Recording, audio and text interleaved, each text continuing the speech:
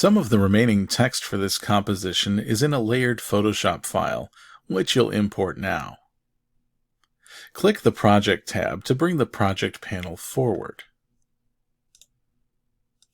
And then double-click an empty area in the project panel to open the Import File dialog box. Select the location.psd file in the Lessons Lesson 03 Assets folder.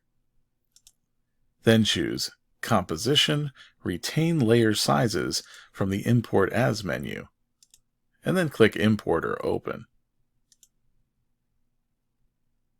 In the Location.psd dialog box, select Editable Layer Styles and click OK.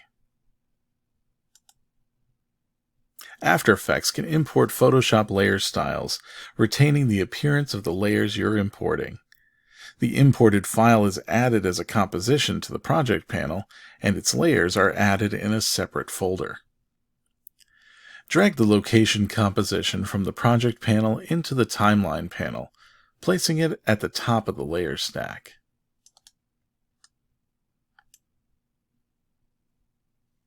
Because you imported the location.psd file as a composition with layers intact, you can work on it in its own timeline panel, editing and animating its layers independently.